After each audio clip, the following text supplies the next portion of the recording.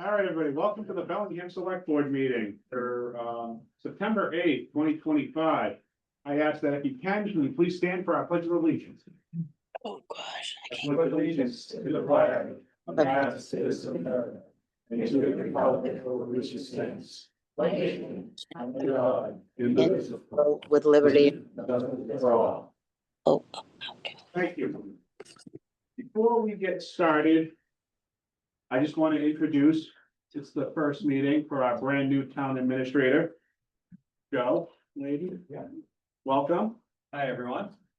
Joe came to us from the town of Upton. He went through our process. And Joe, I welcome. I don't envy you. I realize sometimes this job can be like driving a red Maserati down a dead end street. So just enjoy, sit back and enjoy the ride. Thank you. I'm gonna turn this on now over to Chief Joe. Who's kept them busy too? I'm sure. Good evening. So, the board, we had talked about some promotions and things in the past, so tonight's kind of the formal recognition for that. We've also had a transfer officer coming in to fill the big shoes, if you will, of Scott Provost, who retired last month. So this is just a formal recognition of a couple of promotions within the agency and one new officer from outside. And we'll do the swearing in, and State Rep Soder has some paperwork for them also, so the whole thing. But if you three want to step forward, we'll give a quick bio on everyone. I don't know if we can see the TV. You guys can come right in the middle. In front of the TV, in front of me, I'll better. Yeah, face. Feel. There you go. Face that way and. Jay's on the wall. All right, so. Want a job? In the middle, this is Tim Hannon. Tim's coming to us from the town of Mendon, where he's been a police officer for a couple of years. He was an academy classmate of a couple of our officers. He graduated from Northbridge High, and he has a bachelor's degree from Worcester State in criminal justice. He's also a veteran of the National Guard, and he is going to be pinned tonight by his girlfriend Cassidy. Next, we have first promotion is John Walden. John's close to 30-year veteran of the department. He's been a lifelong Bellingham resident, graduated Bellingham High, went to college at Pittsburgh State. He was previously a DARE officer at the South Elementary School, and he was a youth basketball coach for over a dozen years. And he's worked all the different shifts in the department. He's currently on the evening shift as the patrol supervisor. He's going to be pinned by his wife, Amy. And our final one is Lieutenant Chris Padula. The board's most familiar with his position because we reclassified a job when we realized all the things we were making him do that were well out of grade. Chris is a lifelong resident of Bellingham also. He's recently graduated high honors degree in public safety administration, a bachelor's degree. He was first in his class at the Randolph Academy many moons ago, and he served in a multitude of roles. Most recently, what members of the board have recognized him for the safety committee. He's also been our intern coordinator. He's our accreditation manager, and with the help of Sergeant Larini from Hopedale, who's out there in the crowd somewhere, he's a big help for us, got us through the accreditation process with the state. And he's also in charge of our facilities and oversaw the entire expansion project, which should be coming in at least 15% under budget. So basically all that led to us realizing we need to reclassify this position. What we're having him do is definitely at a higher level. So he'll be making lieutenant tonight, and he's going to be pinned by his daughter, Gianna. I really would like his wife to come up and pin him, but she's having trouble with her vision, and that would make this much more interesting. But I suppose we'll hold off on that, so there's no injuries. So first was Amy out there. Like, do you want to do that, and then state rep? You want to, after she does her thing? Thank you.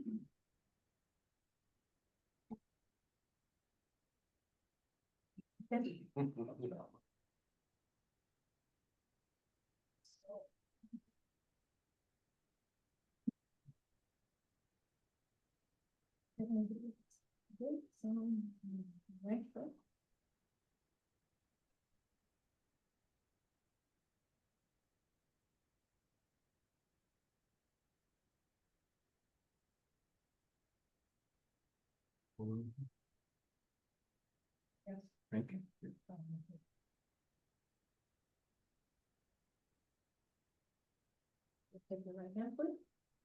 Timothy Hannon, you will now take the oath of office for new officers within the Bellingham Police Department. Do you solemnly swear that you will perform your duties as a police officer for the town of Bellingham, that you will not betray the integrity or the character of the department or the trust of the residents of Bellingham, that you will treat all individuals with dignity and respect and ensure that your actions are dedicated to ensuring the safety of the Bellingham community and the preservation of human life, that you will always hold yourself and others accountable for their actions, maintain the highest ethical standards, uphold the values of the department and the town of Bellingham, and that your actions will be bound by the charter and bylaws of Bellingham and the constitutions of the Commonwealth of Massachusetts and the United States of America. I swear. Congratulations. Thank you.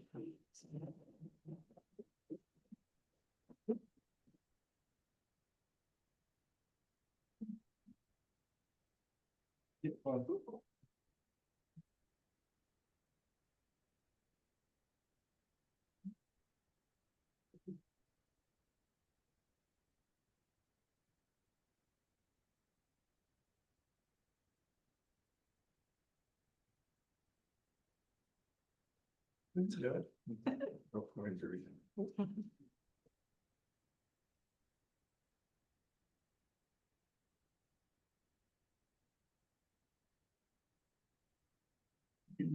Yep.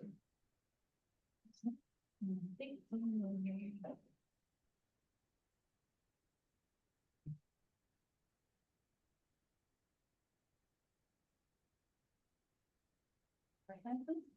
John Walton, congratulations on attaining the rank of sergeant. Do you solemnly swear that in your new role as sergeant, you will continue to perform your duties as a police officer for the town of Bellingham, that you will not betray the integrity or the character of the department or the trust of the residents of Bellingham, that you will treat all individuals with dignity and respect, and ensure that your actions are dedicated to ensuring the safety of the Bellingham community and preservation, that you will always hold yourself and others accountable for their actions, maintain the highest ethical standards, uphold the values of the department and the town of Bellingham, and that your actions will be bound by the charter and bylaws of Bellingham and the constitutions of the Commonwealth of Massachusetts.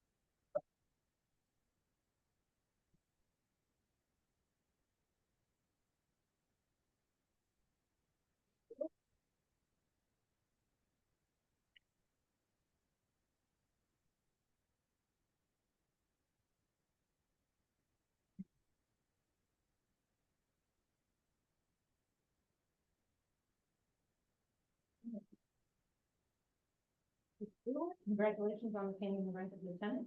Do you solemnly swear that in your new role as lieutenant, you will continue to perform your duties as a police officer for the town of Bellingham, that you will not betray the integrity or the character of the department and the trust of the residents of Bellingham, that you will treat all individuals with dignity and respect and ensure that your actions are dedicated to ensuring the safety of the Bellingham community and the preservation of human life, that you will always hold yourself and others accountable for their actions, maintain the highest ethical standards, uphold the values of the department and the town of Bellingham, and that your actions will be bound by the charter and bylaws of Bellingham and the constitutions of the Commonwealth of Massachusetts and the United States of America. This work.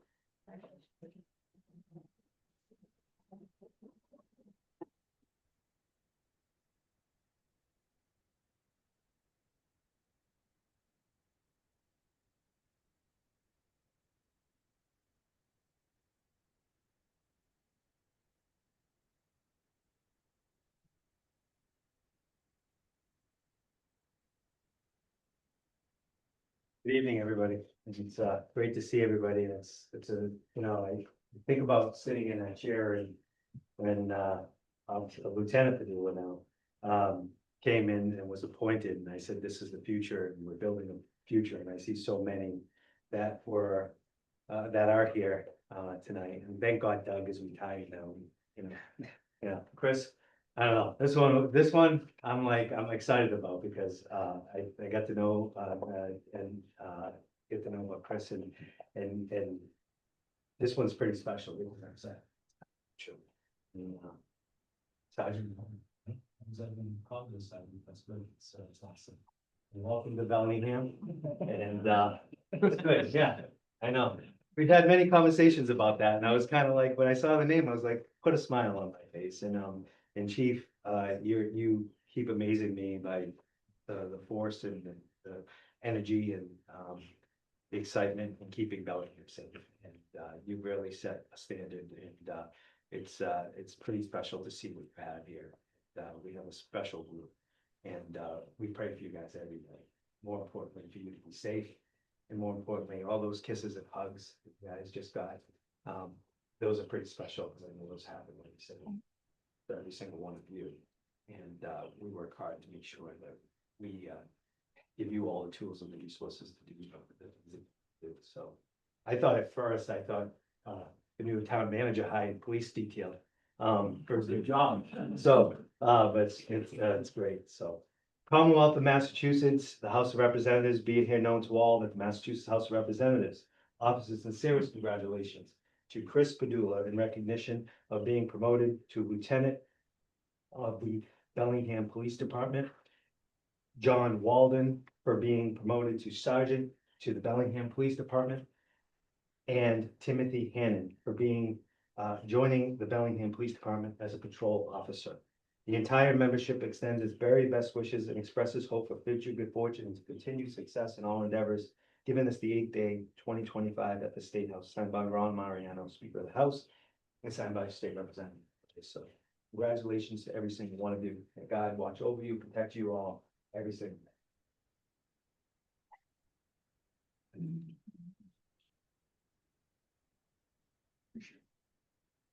Get a quick picture.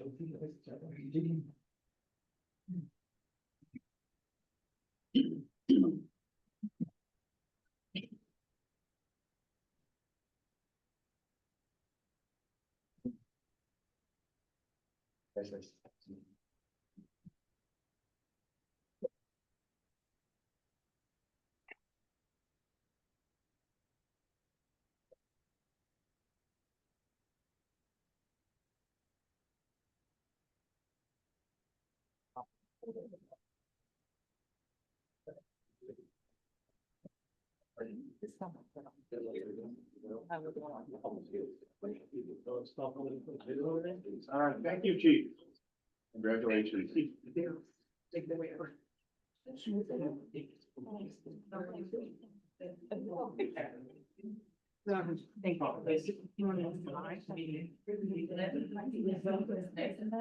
Now I'd like to call Commander Kevin Callahan from Bellingham BSW. I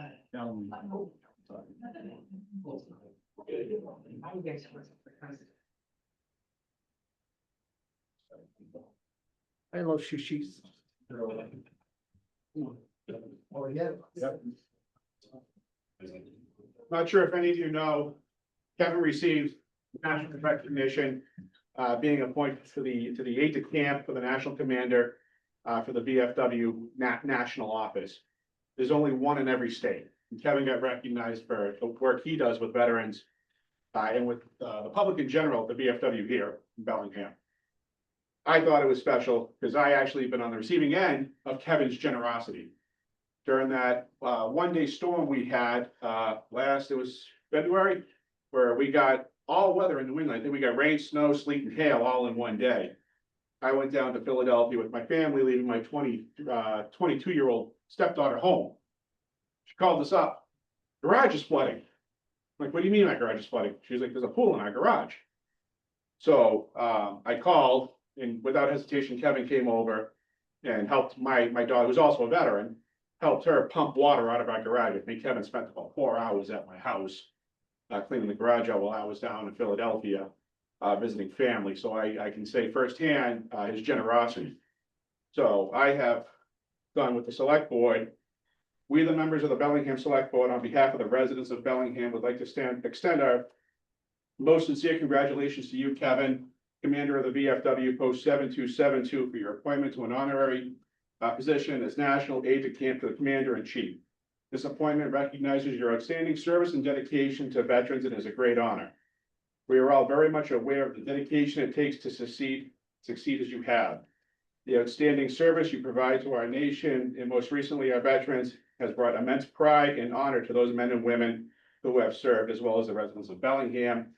Congratulations once again, signed by Mike Hennessy, Chairman, Jen Altamonte, Vice Chair, Ann Odabashian, Don Martinez, and Cody Spencer, Bellingham Select Board. I think Mike also has a recognition for you.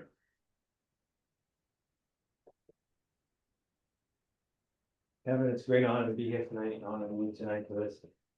You do a ton, and you always step to the plate for veterans, especially in this community, which is so centric on, supporting the veterans, all of the military and all those who serve, and especially those Gold Star families too, that we can never forget. And, you do so much and offering so much, whether it's the coffee, that, they do once a month at the VFW, just bringing people together, the pizza, during, the month also at the, Famous House of Pizza. Just all those things, and just making sure that veterans and the people that serve and give the ultimate sacrifice every single day, are honored. So I truly appreciate that. And I know, we've had many conversations about a lot of things, and, I will say the VFW is a pretty special place. We've done very well. Everyone, such a great way to see what he's looking for. So that's special. The Commonwealth of Massachusetts, the House of Representatives, be here known to all, but the Massachusetts House of Representatives offers its sincerest congratulations to Kevin Callan in recognition of being appointed to the honorary position as National Lieutenant to the Bellingham. The entire membership extends its very best wishes and expresses the hope of future good fortune, continued success in all affairs. Given this the date of September 2025 at the State House, signed by Ron Mariano, Speaker of the House, in Massachusetts. Very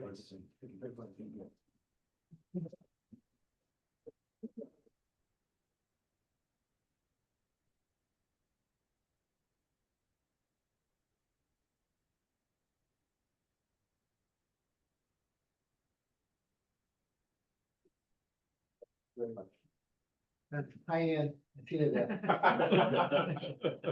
Can you hear me? All right, thank you very much, everybody. Yeah, thank you, Kevin.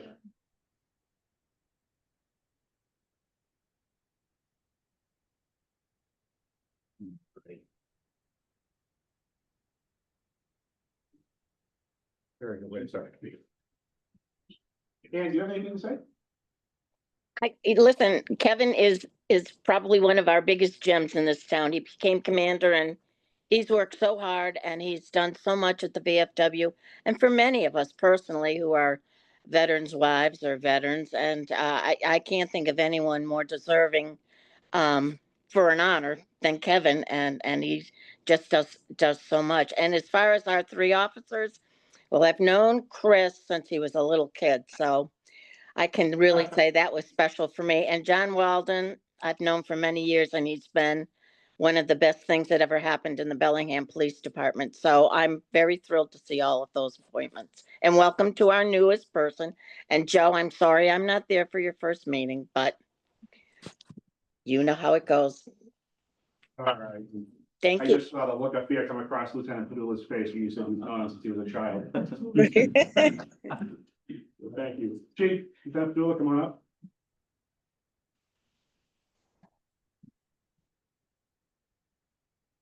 I know I've reached out to a few, Martinez and I had a discussion. Chief just did some research and Chief is just gonna update and nothing, no action is gonna be taken. This is just, we're just opening up the discussion, for the use of ATVs and dirt bikes in town, and Chief, I'll let you take it over. I brought a fly in from the outside of me.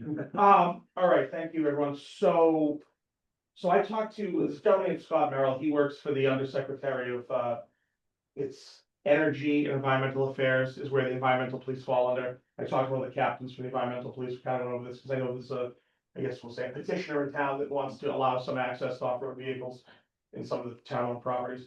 So, speaking purely from the police safety and legal end of it, not the end of it in terms of, liability, anything like that, that's obviously a town council issue, but, ATVs, basically four-wheeled ATVs and UTVs, our position is that's a hard no.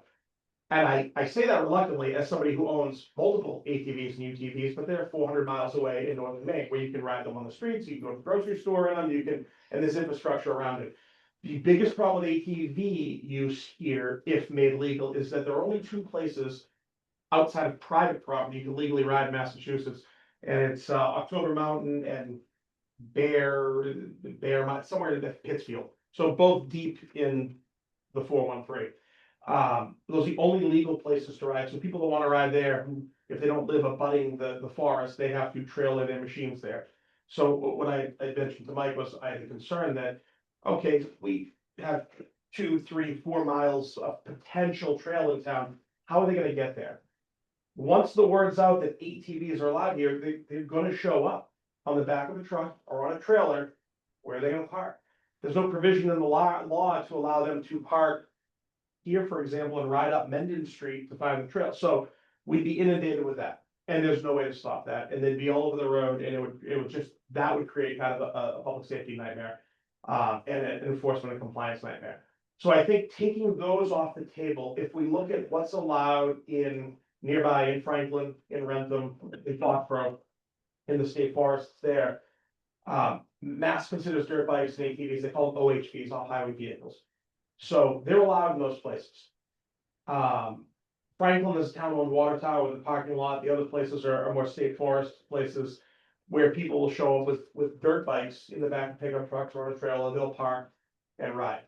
So again, I talked to the chair about this, and again, we're lacking the infrastructure of, we don't have parking lots, we don't have anywhere so we came down to, my perspective was, the only thing that could potentially work here would be if somebody had a street legal dirt bike, of which there are many. There are many now that they used to not be when I was a kid. I won't admit to my misdoings in Bellingham and Walmart was a sand pit, and then I ride the power lines home. But a street legal dirt bike, so it would be have a license plate, which would mean it has insurance in Massachusetts, and then additionally they get the off-road sticker from the environmental police.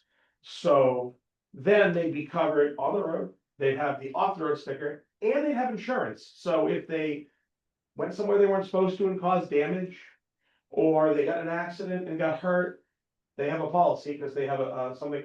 That to me is probably the only pathway forward. And this would probably end up going, my thought would be, it'd have to go to town meeting, be a bylaw change to the existing bylaw, and we have to set a speed limit. I'm not gonna publicly comment on how readily the enforcement mechanism would be, but at least we could set one as a guideline. We'd work with the environmental police to maybe, do some compliance checks, but that's probably the only path. I think about that. I think the piece of town and land that kind of is a question here is Mendon Street, and it kind of comes out to North Street, Bay Street, that sort of thing. There's nowhere to park. There's no other way to get there than the road. So, and we have a fair amount of dirt bike use in town, a fair amount of off-road vehicle use. We do what we can. The environmental police comes out, they help us with what they can. We get a lot of complaints. I think what you'll see, the progression moving forward, a lot of companies are now making electric dirt bikes. And these things are more powerful and faster than the gas models. And they're not just the pedal ones. Now Can-Am makes one. It's wild, and it is a legit motorcycle, dirt bike that's battery powered. So we probably will get less complaints on those because there's no noise. No one knows they're there unless they see them. But still, I think that probably is our, if we were to go forward and there was the support of the townspeople, they wanted this, I think that is probably the safest, cleanest way to keep businesses and residents from being inundated with people showing up from out of town. I asked Mr. Merrill, I said, what about making it residence only? He goes, that's a whole other can of worms, because now you're talking almost like a beach sticker or something. You gotta have some sort of sticker to give it. And again, the enforcement mechanism, yeah, kind of a nightmare. So if it was to be considered by the board to be, the amend the bylaws, I think that's the safest, cleanest way to do it, where you're allowing some access, but it's limited. There'll be insurance in place that basically means the riders will be of age. They'll be at least of driver's license age. It won't be, young teens unattended. And then have helmets, things like that. Sure. Yeah, and the insurance, the big one. So that's kind of what we found out. The other piece of it is, if it is something that goes beyond just kicking the tires, and it's something that everyone has an appetite for, want to move forward, that office from the state, he said he has access to funds for trail maintenance, improvements, signage, things of that nature. So there is some funding available if we went down that road. To me, it's a big if. Is it worth it just to allow, what he told me, and we agreed on it, is, how distance wise, how much are we talking about? If it's a mile or two, we're probably inviting more headache than it's worth. If it's a couple of miles and there's a little loop or something, but if we're literally talking about the old trolley bed that just runs between two streets, the juice might not be worth the squeeze. Okay. So we're not opposed to it, we're okay with portions of it, but I think it's, It's good to at least open the discussion up. yeah, and we hear from the people who are upset by the noise, a small handful of people.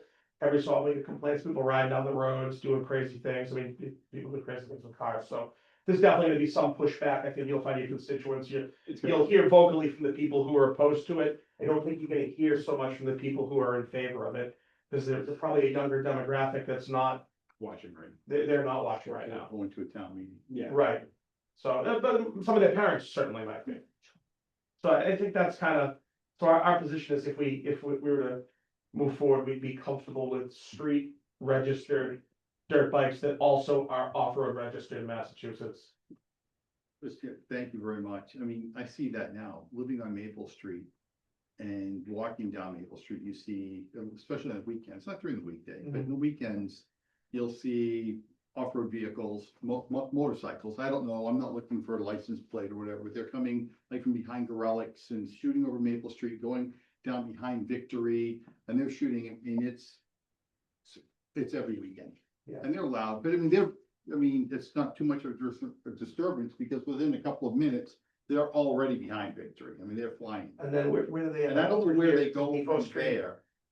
Out back here and Yeah. underneath the train tracks, the Yeah. Depot Street, So there's a lot of that. I don't know if have a plate, they're already doing, it's legal because they're riding down the road, but they're crossing the road. They're not riding down Maple Street. Once in a while, you'll see that, but it's pretty rare. It's just zipping across the trail there across Maple, just at the corner of Victory. it's not, those trails are all private property, Yeah, so. exactly. They are, they're running down the tracks, whatever, but personally, I'm not in favor, because we don't have enough, and I think it'd be very difficult to police, and we're just asking for trouble. We're not out in Western Mass, we are becoming more and more developed as a town. I understand they'd want to use the town, but this isn't the location for, like you said, 4 hours in upstate, northern Maine might be the right place for it. And I hate to say that, but we also don't see a lot of snowmobiles in this area, but you see them all over northern Maine. So it's similar, different seasons. I just have one more thing. I do have a question though about, and maybe this is another conversation we can take offline, about the electric bicycles. Ooh. And I'm gonna give you a real life thing. So I was at the barber shop 2 weekends ago on a Saturday, coming out Uptown Barber, which is behind Dairy Queen. I opened the door, because this is in Liz's Taverns up to my left, and I opened the door and they're flying down the sidewalk. And as I opened the door, the kid had to jump over the curb onto the parking lot, because he would have run smack right into the door as I was walking out. What enforcement do we have? And these were kids. These weren't adults. You know, you see some adults on them, but you see mostly high school, looks like high school age kids. Yeah, kids is a tough part because the enforcement of juveniles is incredibly limited, restricted. Yeah. It's a problem, and it's becoming a bigger problem because the first e-bikes were pedals with a little motor and they kind of move along and you still have to pedal. Yeah. Now, $6,000. they're motorcycles. They fly. They'll go 50 miles an hour. And it's the state, we just got some new guidance. If Mike was still here, but the state's always 2 or 3 years behind the regulations. You know, they're still coming out with, you know, enforcement regulations for stuff now that was a big deal 2, 3, 4 years ago, that's now at this point worked itself out. So we'll get the regulations in place for this stuff 3 or 4 years ago. The problem is it's kids. And so, you know, statutorily it becomes an issue that you can't, there's no way to write a traffic set. So bicycles, if bicyclists don't follow the bicycle laws, there's a way to actually stop an adult on a bike and write them a traffic ticket. You just check off bicycle. There's no way to do that with a 14-year-old. They don't have a driver's license. They don't have a, so. Kind of a Wild West right now. Yeah. We've got some guidance, but the best guidance is, and we went through this with, one of the trustees from across the street from the common, set front with kids. We kind of said, if it's adults, there's some teeth, we can deal with it. Kids, best we can do is if we can identify them, we can try to talk to their parents and try to, you know, get some parenting in place. It's, with the kids, it's a parenting issue at this point, until of course somebody gets hurt, and then we end up getting involved, unfortunately. Thank you. Well, thank you, chief. I mean, I'm just looking just to get, like you said, just get the, I was approached by a resident, you know, just to get the conversation going. That's really it. You know, we'll see where it goes. I don't think we're gonna take any vote or take any action tonight. Spencer, do you have anything? No, I just maybe take that information that you gave us back to the resident that had the concerns and tell him, look, this is what we actually have to offer. And see what he feels, if he feels like pursuing it or not. Mrs. Alfonso? I appreciate the legwork that was done to try to find a solution. I do appreciate that. I learned a lot, just a few minutes Yeah. talked about it, so I am concerned about the liability and, you know, aid if they should need something. So it is concerning, but I'm glad we're having a conversation about it. Mrs. O'Dashon, do you have anything? No, I'm just listening. You know, it's been a conversation that's been, you know, been around town for a long time. It's not anything new, but it does concern me with the kids in the woods with the bikes, because we've had some really terrible accidents with kids getting severely injured. So I've always been concerned about that. Thank you. Chief, thank you. I appreciate the legwork. Thank you. I'll take this back to the resident, and I've actually given the resident, I told to speak to you or Lieutenant Daigle. Yeah. They can call us, we can kind of go through the same thing with them, let them know. It's Just see if he wants to get this going and get this on the warrant, you know, we can take some action. great. Thank you, and enjoy those ATVs up in Maine. You don't have any witches left. I have been up once this year. Maybe October, maybe. All right, thank you, Lieutenant. Thanks. Thank you. Do you want to prepare the thing, you write, I mean, bring them up? Let's do the one day. Okay. All right. Craft roots. So. Ronnie, come on, guys.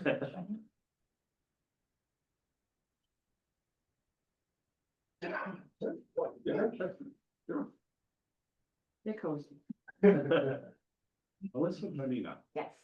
Milford, I'm Milford Beninas. Milton Benitez, yes. I know Mike. Oh, my cousin. Okay, Yep. so you guys, explain what you're looking for. So, my sister and I, we own Block and Flourish. It's a retail gift store that features local artists, creators, and local food, packaged food that we sell as well. We do events and activities, and we try to stay pretty active within the community. And so this month, we're featuring a Blocktoberfest, in allowing tastings of the locally made products that we have.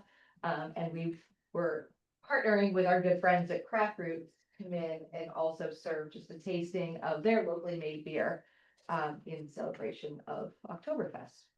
You just took over Craft Soup, right? A little over 2 years ago. Right, yeah. How's that going? Very good. Mr. Marquis, you have anything? No, I think it's a great idea. Mr. Spencer, I don't know, man, it sounds great. Mrs. Altamonte, Everything that Craft Foods gets involved with is always a hit and a lot of fun. I'm sure it'll be very successful. Mrs. Onabashan, do you have anything? What time, what are the times they're going to be doing it and who's going to be pouring? 11 to 3. And I'm gonna be pouring, I'm the owner of Craft Fruit, so I'll be that owner. Okay, I don't have any issues with it if I know that. We have to do a roll call, correct, Jen? No, not Jen. Yeah, let's do a roll call. I subscribe. We have to do a roll call because, Ann is on, so yeah. Go ahead. I'd like to make the motion that we, admit the one-day license to Craft Foods and Welcome Flourish for the one-day license on September 27th. Between 11 and 4, correct? Great. Oh, I have 4 in front. I have 4, yeah, 4 is on the Okay. application. That, So I put 4 on the license. yeah, that's fine. Thank you. Yep. Overflow. Second, all right. Roll. All right. Aye. Dennis Yes.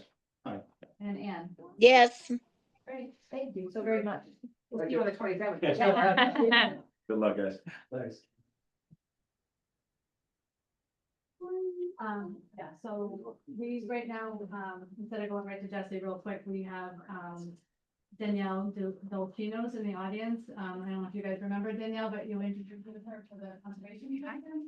And she's stepping up to be on the cultural council. And so she's there with her 2 kids tonight, so I thought it would be okay if we just went ahead and, You'll make his night. yeah, getting past. Want to go sit in the chair with me? You guys have been doing great holding on now. Chair with me? Do you want to stay with All right. How are you, buddy? All right, so no objects. Where you sit? I'd like to make a motion, Appoint, to appoint, I don't have it in front of me. yeah, appoint Danielle Dolcino. Danielle Delchino to the Cultural Commission Yeah, for a 3-year term. for a 3-year term.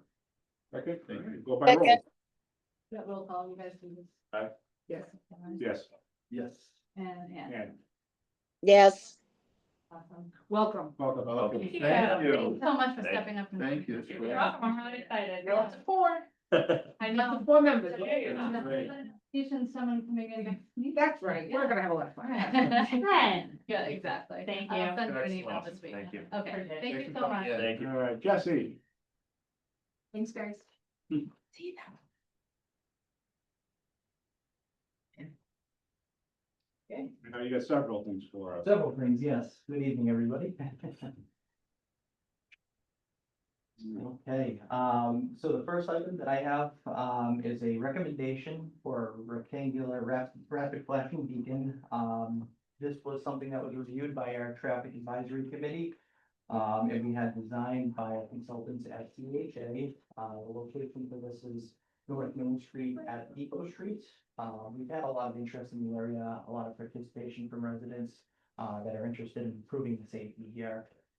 We made modifications. In the meantime, there was some, overgrowth of brush that was requested for a speed limit sign, for example, but this crossing is, regularly used, and, the speed of traffic coming in, they don't always, 25-mile-an-hour speed limit signs, so, to improve the safety there was certainly an area that we were interested in. And this was one of the areas that was, highly visible, with the, offset coloring, the yellow and white for the crosswalk to really make that as visible as possible with the recent project. So our recommendation tonight is for an installation of a rectangular rapid flashing beacon at this location.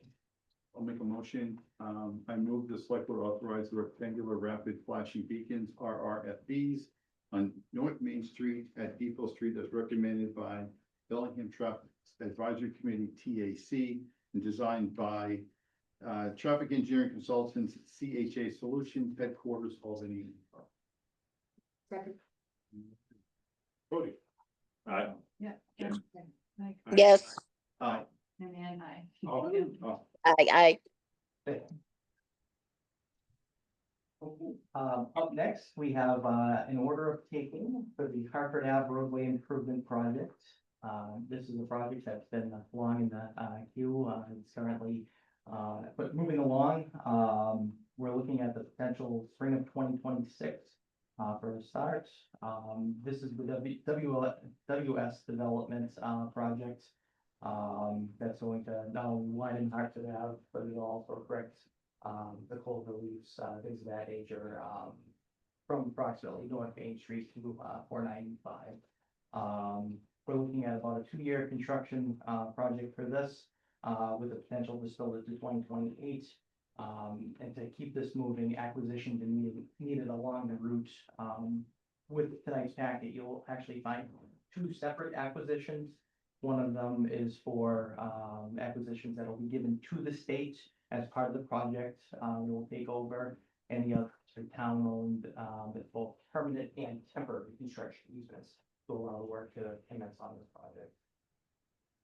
I move that the select board vote to execute the order taking as presented for the Hartford Ave roadway improvement project as authorized by Article 10 of the November 16, 2022 town meeting.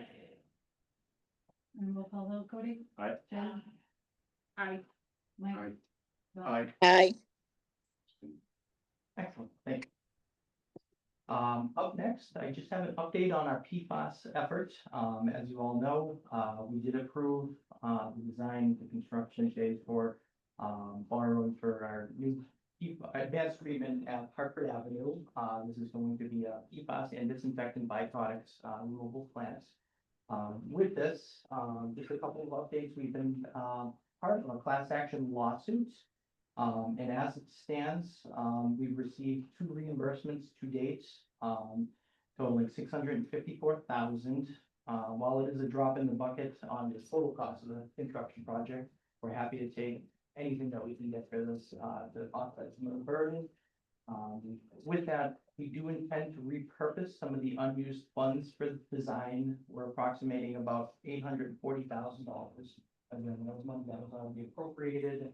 It wasn't necessary, so we're looking to repurpose that. So any chance that we have to save some costs on this, repurpose the funds, we certainly want to do so.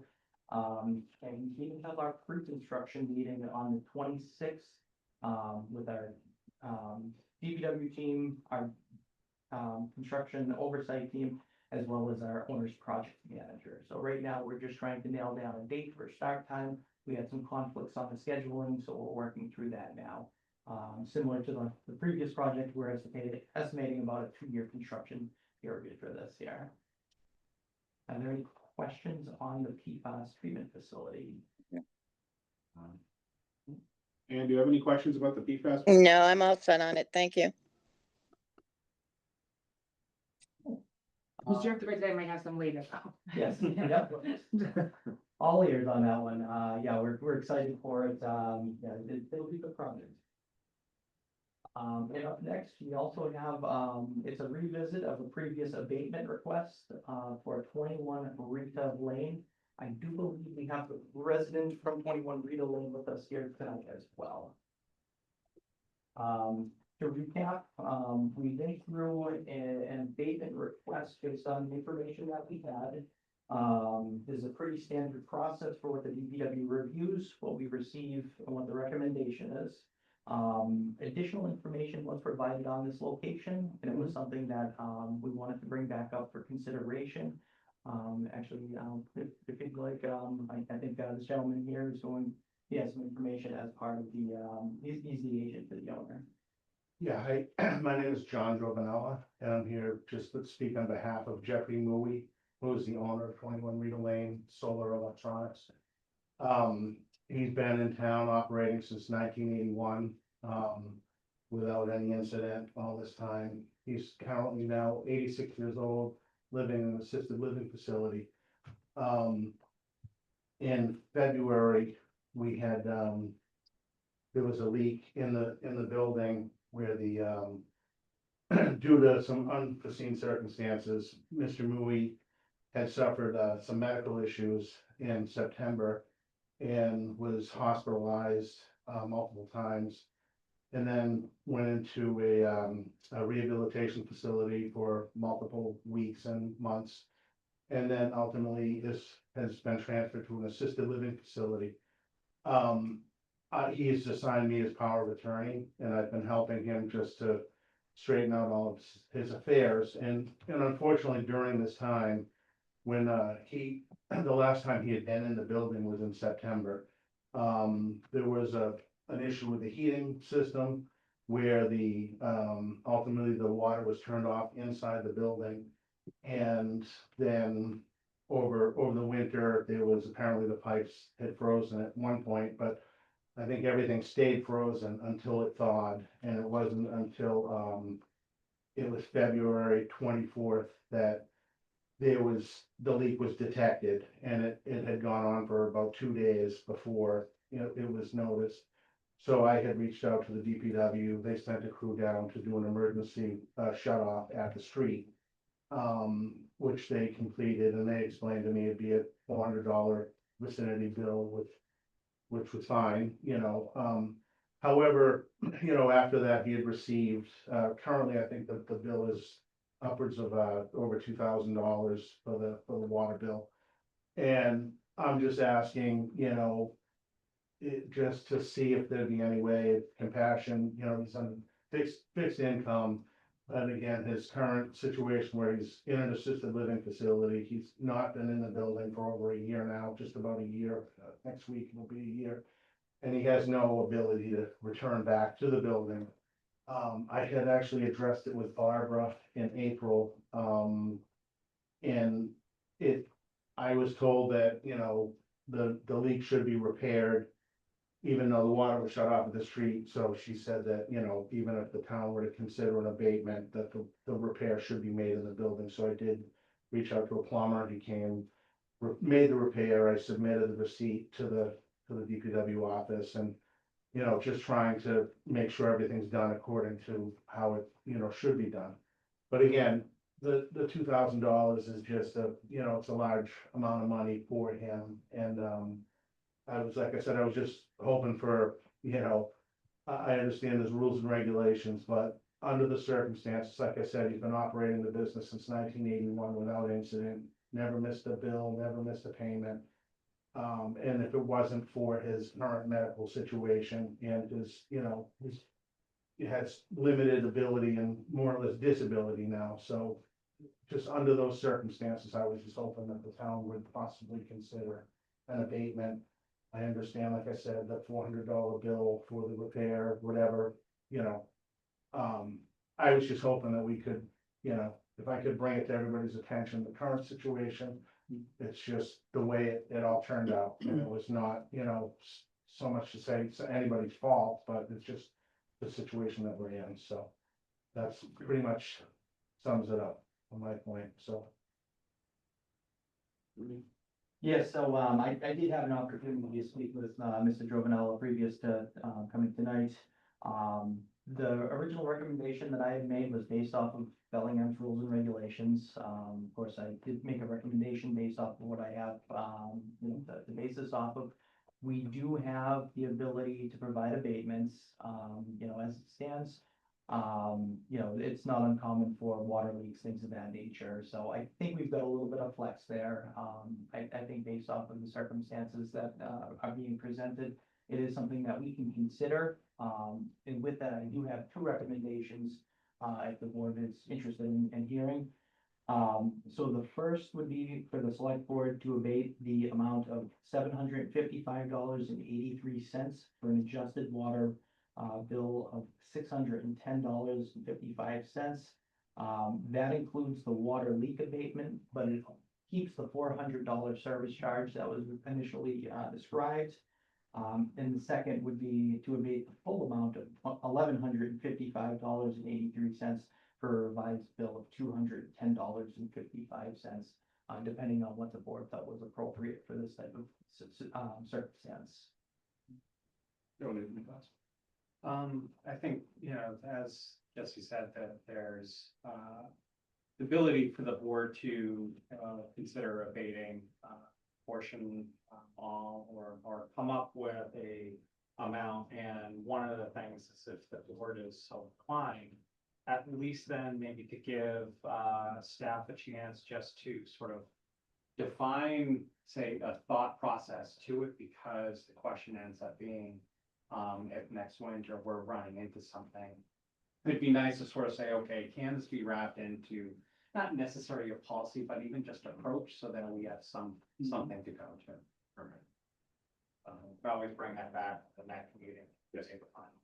Don't say anything, we definitely can do that. Yeah, I think, my comment is, when we received the letter, you know, obviously I looked at this through a different lens and I spoke to Jesse about it because the letter, I mean, you know, we're not here to be difficult with our residents, especially with someone that's been in the town since 1981, who's always paid their bills, et cetera.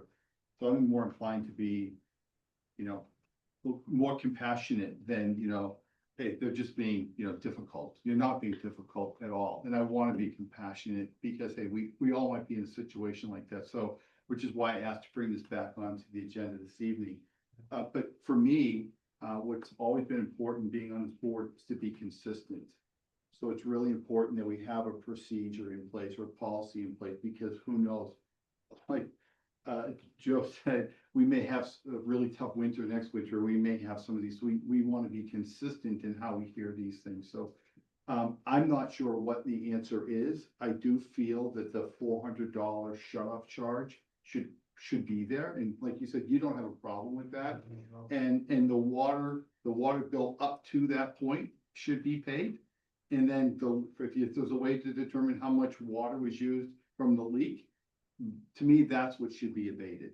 And I don't know, Jesse, if you have the way to calculate that. You do, that's how I feel, because again, you pay the $400. We're not going to charge you for the water up to the leak, but after the leak until it was shut off, we should abate that water. I appreciate That's that. how I feel. Okay. That's just me. Thank you. Okay. Spencer. I would echo pretty much the same thing. The previous water bill should be due, and you said that you have no problem with the service call, so. Yeah.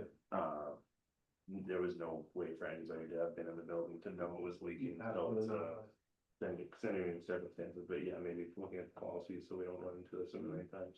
So, okay. I guess I always look at these situations to try to see how we get better and grow and improve our relationship to the situation. I know it's a really unique situation. Yeah. But, and I do want to be compassionate to the situation itself, but I do want to find a way for us to get better and grow and improve our relationships in these unique scenarios. So I do agree with what we've said so far. So whatever that number is, Jesse, we'd love to hear. Ms. Sotomayor, do you have any thoughts? Yeah, I'm gonna go with Don and Cody on this one too, because I think that that would be a perfect case scenario. Then that way, I think we've taken into consideration um, the longevity of this resident and his good record before this happened, and he is in a very precarious situation right now. So I think that's the right way to go. I really do. Do we have a motion on the floor?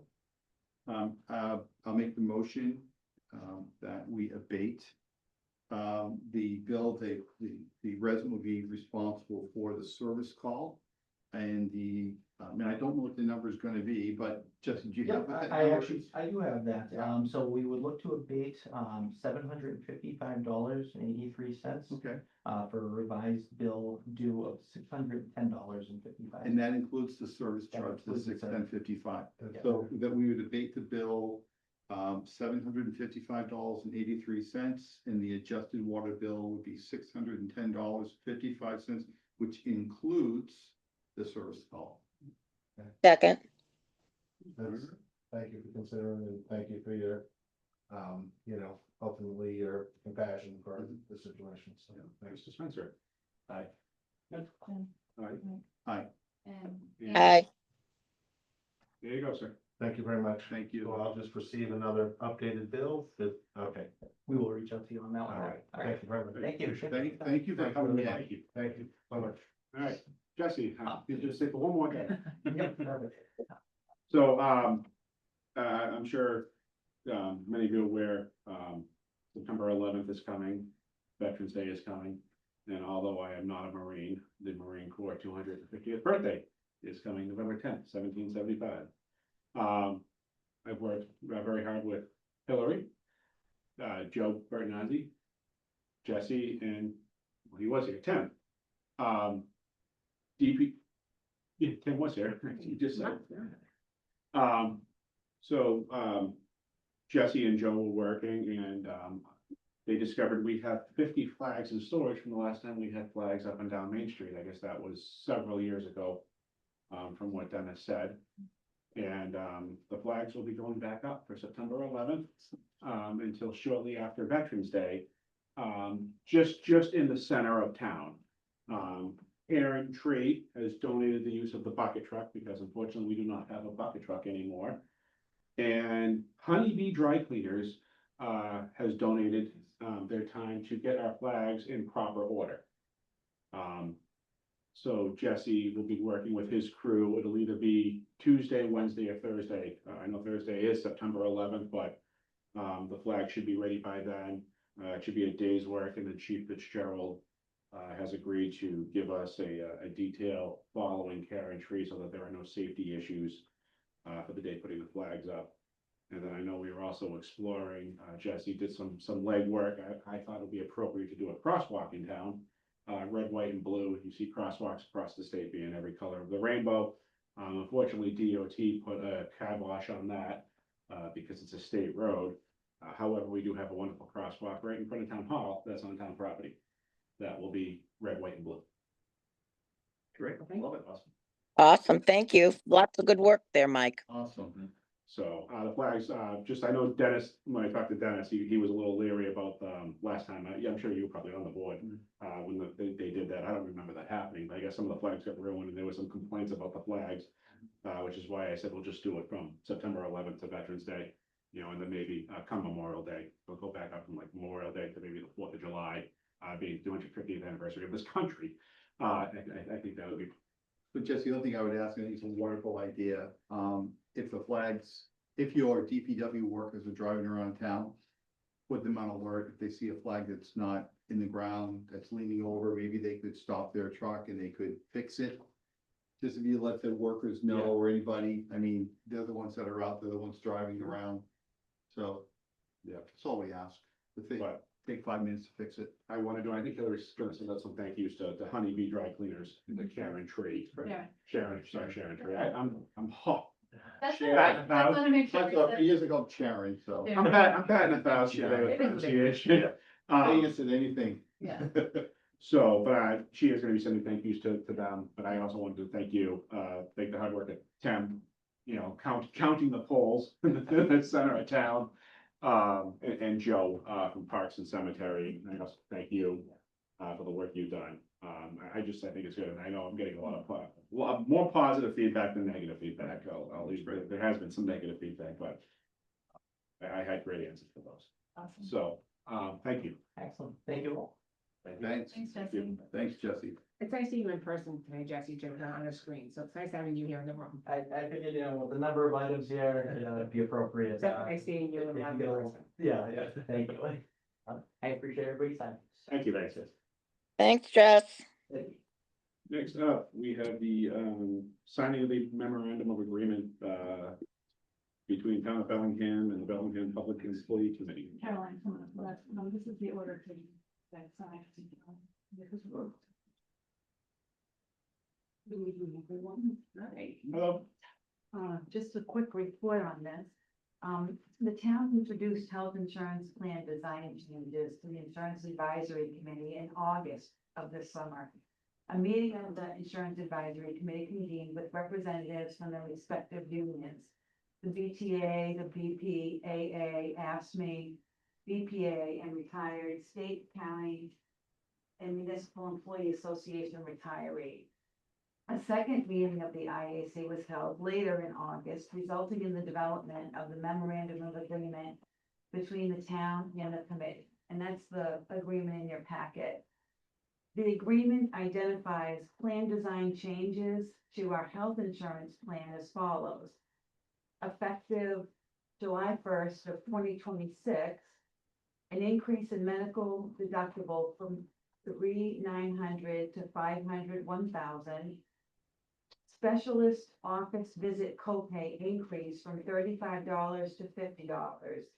Outpatient surgery increase from $200 to $250 after the deductible.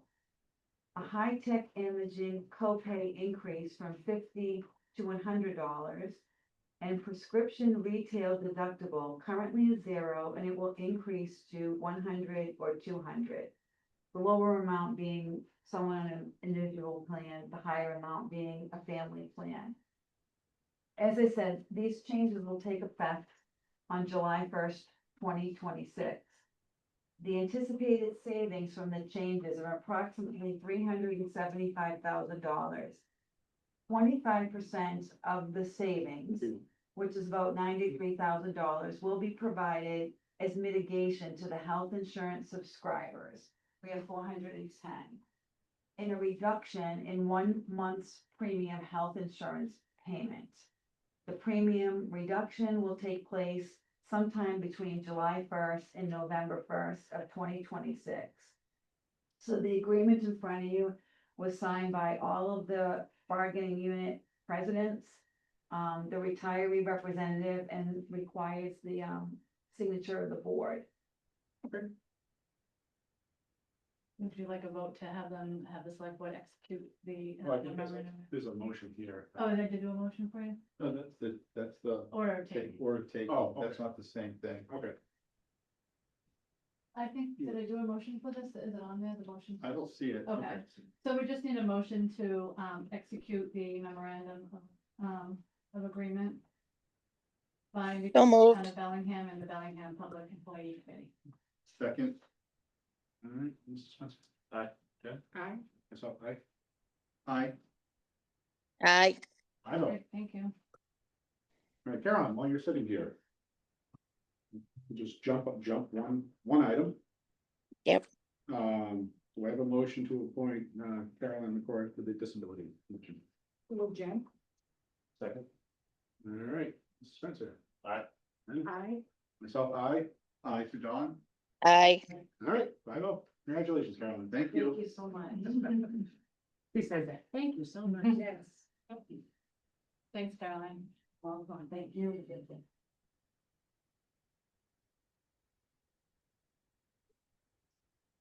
All right, we have the vote for the use of life on ambulance one. Yeah. Yeah. Motion. Just formality, really, right? Yeah, so this is, the ambulance one that was, approved at the Springtown meeting. And bond council requires us to state a maximum useful life, for the following purposes. I have a motion. You wanna read it? Is there any more? Yeah. Oh, yeah.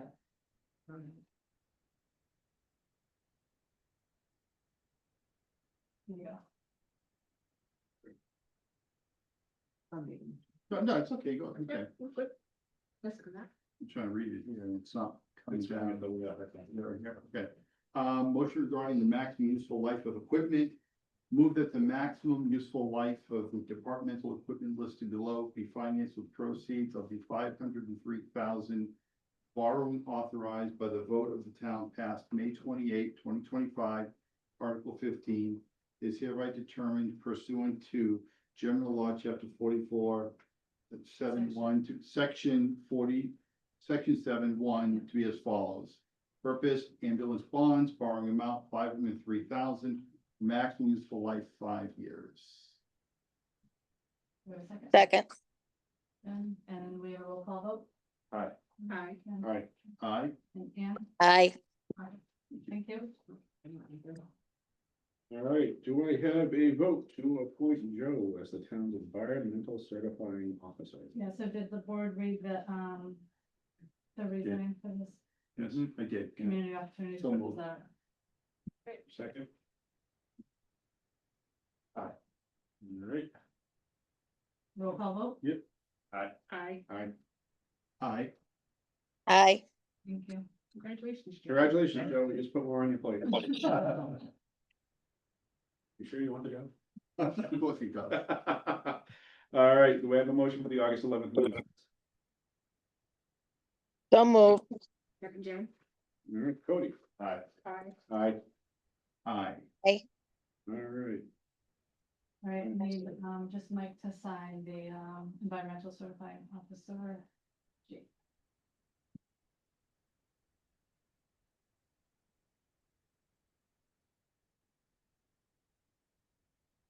With that.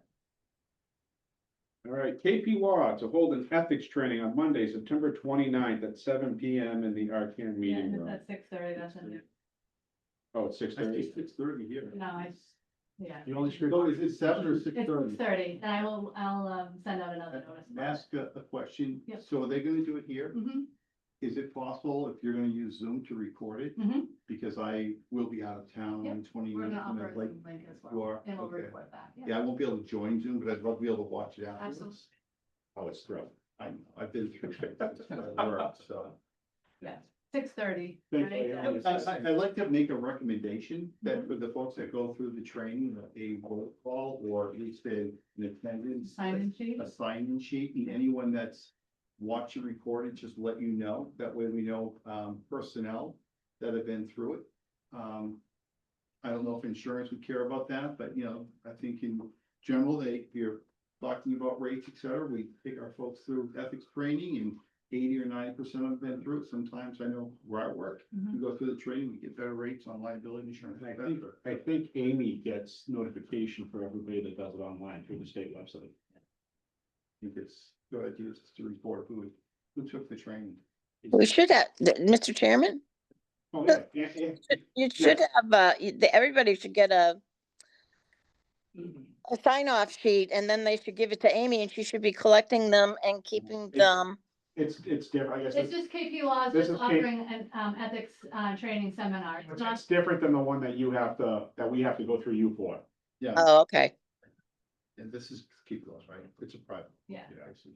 I think it's a great idea. that Um, was Rob's idea. anything for old business? Dawn, you have some new business. Yes, so few of you may be aware, may not be aware, but several years ago, we explored putting a dog park in for the town. And at the time, Jim Cutler was the town planner. We had applied for the Stanford grant, and we're actually awarded about $125,000 to $150,000 to put in this. And the board at the time had pretty much approved the dog park. We had found that we looked at several locations. We identified a location which was the softball fields in the back part of the softball fields. The softball board at the time was okay with it. We were gonna improve parking. There was a number of things we were gonna be able to do. Then the softball board turned over. And basically all hell broke loose, and the select board at that time, it also turned over a little bit and basically kiboshed the dog park. I walk my dog in the rail trail, my wife and I, et cetera. We see a lot of people. And I have people saying to me, hey, what about that dog park, Don? What about that dog park? Whatever happened to that dog park? I just ran into someone not too long ago. So, you know, I forgot about it because I had fought really too hard and I was very disappointed. Sorry. I thought my phone was turned off. My mother-in-law, she's in. No, she'll call my wife. So, you know, I was very disappointed. We put a lot of work into it. We looked at a lot of sites. We got the grant. We had a plan in place and then, you know, when the boards turned over, all of a sudden, it honestly was political, it became political. And they kiboshed so I just said, heck with it, it isn't worth the effort, even though the town wants it. So, I've let time pass. I talked to Rob last week or so and said, hey, I'd like to do this again. And I just want to get the board's thought process. I don't, and through that whole process years ago, we weren't looking to remove a softball field or take a softball. We were looking to improve the complex. We were gonna lose some parking, not a lot, but we also had a plan for secondary parking, and the plan was in place. It was, this new softball board got all wrapped up around the axle a little bit about it. So we just backed off. And we moved, and I'm not suggesting we go back to the softball fields. What I am suggesting is that we explore different areas within the town to see what we can do. And Rob and I want to do this. I just wanted to ask the board for their permission. I'm not asking for a vote. I want to explore different sites that we may be able to put a dog park. I want to reach out to the Boy Scouts to see if there's an Eagle Scout candidate or something that would like to work with us, like to work with the community to put together, because part of it's maintenance too. And we have parks, and I've talked with the folks at Franklin, talked with them. It's, you know, a couple times a year where there's maintenance, where you're putting in new mulch and you're cleaning things up. It's not overly taxing from a maintenance standpoint. but all that has to be considered. I just want to explore how we might be able to put a dog parking for the town. Can we put a committee or a group together, or?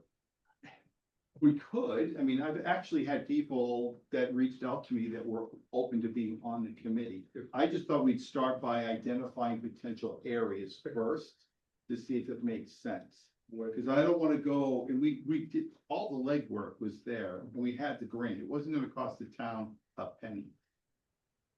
So I just want to get the board's thoughts on, hey, do we want to do this for the community? I do. I have no objection. Yeah, I don't have an objection to it. I have no objection to exploring, I would like to see the plan. Yeah. Oh, yeah. I don't want to think. Yeah. one No, way or the other. I'm not asking for a commitment Yeah, no. from anybody. I'm asking for the opportunity to explore. And I'm gonna work with Rob to identify a few different areas and we go from there. And if we can find an area, fantastic. If we can't, then we don't do it. And you have any thoughts? You know what, this was up long ago, I remember this, I don't see why you don't explore it, find an area that, maybe we can all agree on it, it'd be a great area, and maybe none of us will agree on it at all. But I it will say doesn't though- hurt to try, I Yeah, mean, my that's- God, yeah. I will say that the last area that came up was actually brought to my attention by Larry Sposato. Because he was the chair of the town common committee, and he came to me and to Dennis and said, we have an area between Depot Court and the town common. Now, dogs are not allowed in the town common, I'm not looking to change that. But there is an area between there that would be a perfect place to put a dog park. So, again, Larry brought it, it was a great idea, but honestly, I just lost the energy to go through it and then to, get it all and then have go through that political, and that's what it was all politics at the time. Cool. So I just want to explore. Full support. Okay. Very good. Rob, you hear that? I heard it. Aren't you lucky? We're just going to identify a few areas and go from there. Thank you. That's it. Town administrator. Administrator's report. So today's day 5. Last week and again today, meeting with a lot of staff, learning about town functions. And really also concentrating on the staff, and processes in place for supporting the board, supporting HR function, payroll, finance. Met with the school superintendent as well. Jesse gave me a great tour of his DPW facility and going over how, not only the new building, his staff, within his new building, but also, the newly acquired, property where that building sits and, the space that it affords for housing his, department's equipment. Tomorrow I'm getting a tour from Tim as well, learn some of the hot spots in the building and, code enforcement area and meeting with staff to also get tours around town, from their more unique perspective. Also scheduling meetings, I've already had conference calls with Labor Council and coordinating a call with KP to talk about existing cases and what's on their docket. Tomorrow morning, going to be at the senior center for the coffee and conversation. So that's at 9 o'clock. Just wanted to remind people that Friday is the deadline for articles to be submitted to the fall town meeting warrant. And I'm really enjoying myself, getting to meet everyone, learn all the employees. Was a very welcoming group that we had here on Tuesday morning. We had a nice little coffee and donut meet and greet. For a second, I was worried I didn't bring enough stuff because when I saw everyone pouring in, I still mentally was thinking about the size group in Upton. So we have a lot more people here. But it was really great to be warmly welcomed by all the town staff. Good. Great. Well, we're happy to have you. Welcome. For having fulfilled, the agenda. Do you want to make a motion Make to go into executive session and make sure you state that we're not, Going back to public. Yes, motion to hold executive session pursuant to general law, chapter 30A, section 21A, subsection 3, to discuss strategy with respect to litigation for ZP Battery versus Town of Bellingham. We are open, where an open meeting may have detrimental effect on litigation position of the public body. Once we adjourn from executive session, we will not be joining back in this meeting. We will be adjourning permanently. Right, do I have a second? Perfect, Jen. Right, roll call vote, Woody, Aye. and Mike, Aye. Dawn, Dawn, and Ann, I am not going to attend. okay. aye. Have a good one, Ann. You Hope too, you Ann. feel Thank better. you, guys. Take care.